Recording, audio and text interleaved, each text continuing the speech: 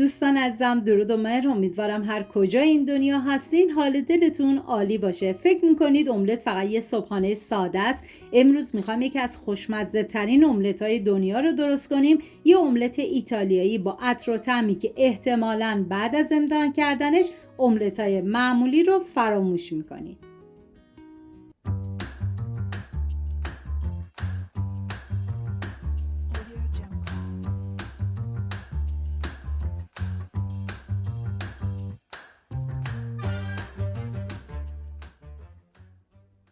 یک عدد پیاز رو به صورت نگینی ریز خورد میکنم. این غذا برای 4 نفر در نظر گرفته شده. شما بر اساس تعداد نفرات مواد رو کم یا زیاد کنید.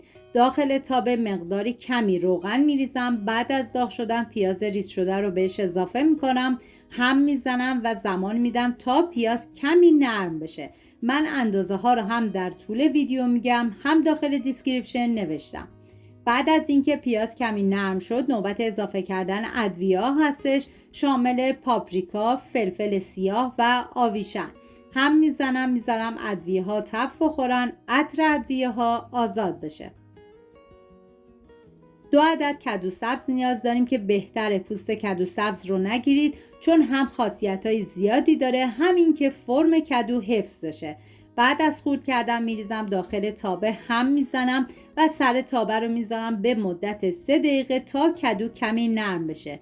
چیزی که این املت رو خاص میکنه تعادل فوق‌العاده طعم هاست. هم سبک و تازه است، هم انقدر خوش عطر و خوشمزه است که به راحتی میتونه جای یه وعده کامل رو بگیره. بعد از اینکه کدو کمی نرم شد مقداری پودر سیر بهش اضافه میکنم، هم میزنم فقط در حدی که با کدو مخلوط بشه.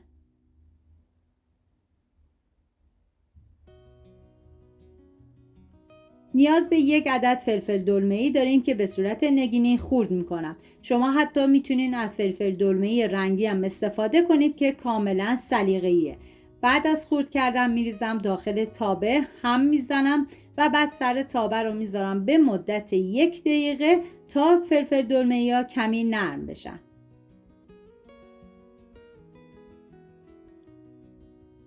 بعد از 1 دقیقه مقداری نمک بهش اضافه میکنم، هم میزنم.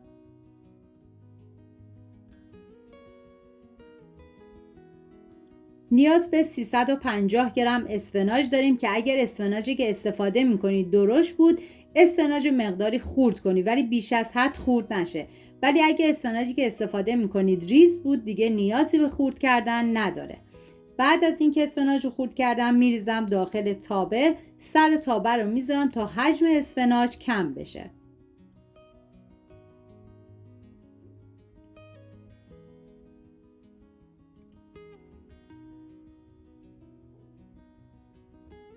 و توی این مرحله هم میزنم تا همه مواد با هم دیگه مخلوط شن و بعد سر تابه رو میذارم تا زمانی که آب اسفناج گرفته بشه.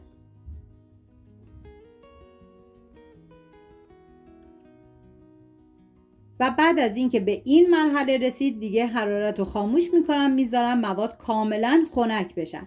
نیاز به 5 قاشق غذاخوری ماست داریم که شما از هر نوع ماستی که دوست داشتین میتونین استفاده کنید. 3 عدد تخم مرغ به ماست اضافه میکنم همراه با 3 قاشق غذاخوری آرد. هم میزنم تا همه مواد با هم دیگه مخلوط و یک دست بشن.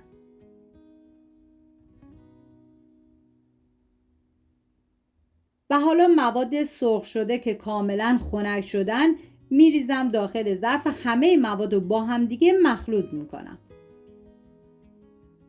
واقعا من هرچه از عطر و طعم و خوشمزگی این املت بگم کمه. واقعا ارزش امتحان کردن رو داره. حالا هر ظرفی که میخواد بذارید داخل فرن اول چربش کنید و بعد مواد رو بریزید داخل ظرف، سطحش رو صاف کنید و مقدار اندازه پنیر پیتزا توی این غذا کاملا اختیاری هست. شما میتونید از مقدار پنیر پیتزای کمتر یا بیشتری استفاده کنید. من از 80 گرم استفاده کردم و بعد میذارم داخل فری که از قبل گرم شده به مدت 30 دقیقه و 1 دقیقه آخرم گری روشن میکنم.